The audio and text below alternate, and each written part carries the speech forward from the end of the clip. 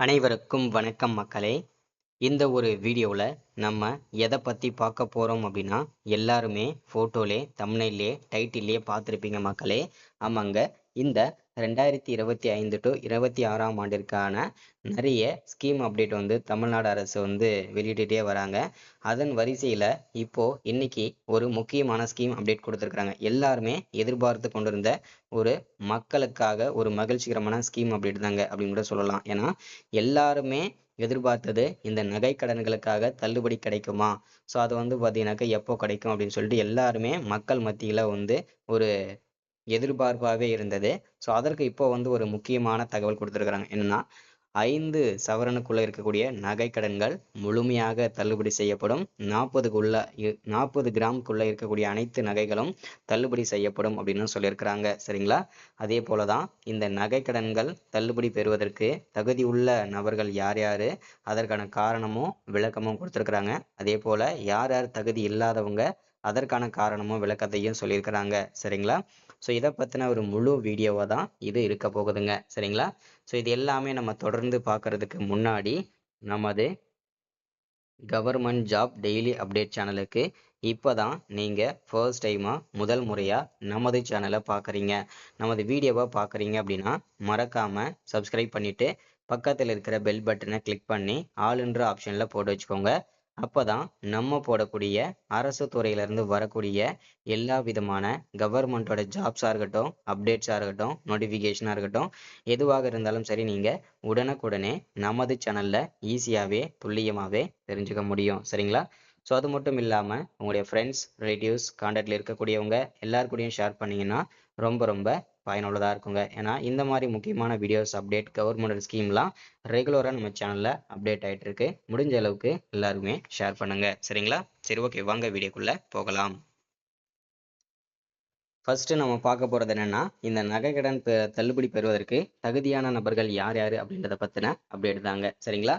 So இங்கே தெளிவாக நமக்கு கொடுத்துருக்குறாங்க. என்னன்னா, தமிழக அரசால் வழங்கப்பட்டுள்ள குடும்ப அட்டையில் வழங்கப்பட்டுள்ள ஒன்று அல்லது ஒன்றுக்கு மேற்பட்ட குடும்ப உறுப்பினர்கள் ஒன்று அல்லது ஒன்றுக்கு மேற்பட்ட கூட்டுறவு நிறுவனங்களில் ஒன்று அல்லது ஒன்றுக்கு மேற்பட்ட பொது நகைக்கடன்கள் பெற்றிருந்து அவர்களின் மொத்த நகைக்கடன்களின் மொத்த எடை 40 கிராம் வரை, அதாவது 5 பவுன் வரை இருந்தால் இதர தகுதிக்குட்பட்டு அவர்களின் நகைக்கடன் தள்ளுபடி செய்யப்படும் அப்படின்னு சொல்றாங்க. குறிப்பா தெளிவா இன்னும் சுருக்கமா சொல்லணும் அப்படின்னா, 5 சவரனுக்குள்ள இருக்கக்கூடிய நகைக்கடன்களும் 40 கிராமுக்குள்ள இருக்கக்கூடிய நகைக்கடன்களும் முழுமையாக தள்ளுபடி செய்யப்படும்ன்றதான் இதுல தெளிவா மென்ஷன் பண்றாங்க. சரிங்களா?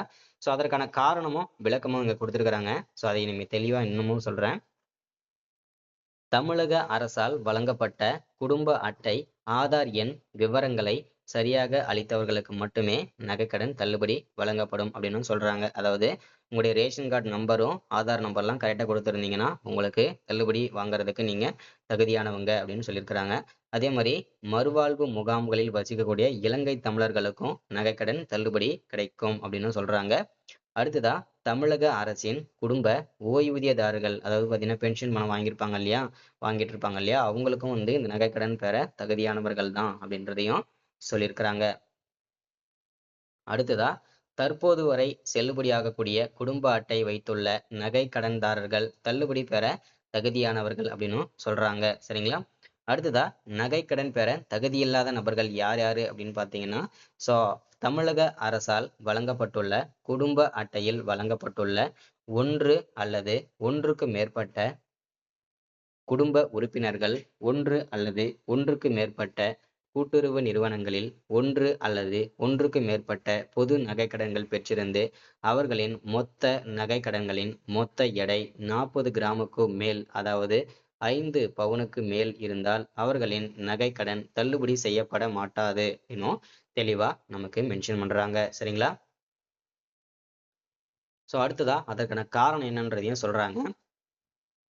குடும்ப அட்டை எண்ணை வழங்காதவர்கள் மற்றும் தவறாக வழங்கியவர்களுக்கு உங்களுடைய ரேஷன் கார்டு நம்பரை வந்து கொடுக்காதவங்க, அப்படி இல்லைன்னா தவறா மாத்தி கொடுத்தவங்களுக்கும் தள்ளுபடி கிடையாதுன்னு சொல்றாங்க. அதே போலதான் ஆதார் எண்ணை வழங்காதவர்கள் மற்றும் தவறாக வழங்கியவர்களுக்கும் இதுல வந்து தள்ளுபடி கிடையாது அப்படின்னும் சொல்றாங்க. சரிங்களா? அடுத்ததா கூட்டுறவு சங்கங்களில் பணியாற்றும் ஊழியர்கள் மற்றும் அவர் தம் குடும்பத்தினர், கூட்டுறவு சங்கங்களில் உள்ள நிர்வாக குழு உறுப்பினர்கள் மற்றும் அவர் தம் குடும்பத்தினருக்கும் நகைக்கடன் தள்ளுபடி இல்லை அப்படின்னும் சொல்றாங்க. சரிங்களா? அடுத்ததா அனைத்து அரசு ஊழியர்கள் மற்றும் அவர் தம் குடும்பத்தினருக்கும் நகைக்கடன் கிடையாது, தள்ளுபடி இல்லை அப்படின்னும் சொல்றாங்க. அதே போல எந்த ஒரு பொருளும் வேண்டாத நகை அட்டையினர் குடும்ப அட்டையினருக்கும் நகைக்கடன் தள்ளுபடி கிடையாதுன்னு சொல்றாங்க. நீங்க பயிர்க்கடன் வாங்கியிருந்தீங்கன்னா அதற்கான தள்ளுபடி வாங்கியிருந்தீங்கன்னா உங்களுக்கு நகைக்கடனுக்கான தள்ளுபடி கிடையாது. சரிங்களா?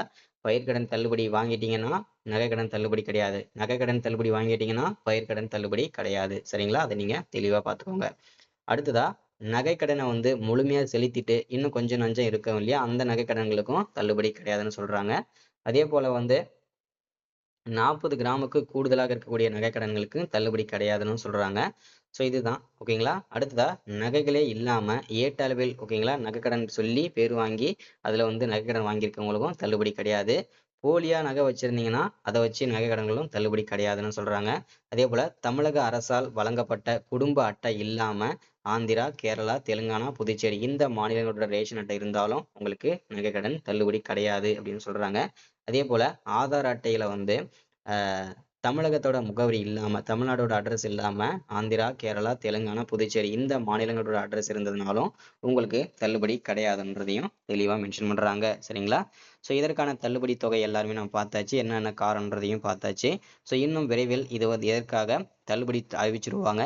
ஸோ அதுக்கப்புறம் உங்களுடைய நகைகளை மீட்டு எடுத்துக்கலாம். சரிங்களா? ஸோ அதற்கான அப்டேட்டுமே அடுத்த வீடியோவில் சொல்றேன். சரிங்களா? So thank you, welcome. மறக்காம சப்ஸ்கிரைப் பண்ணிக்கோங்க.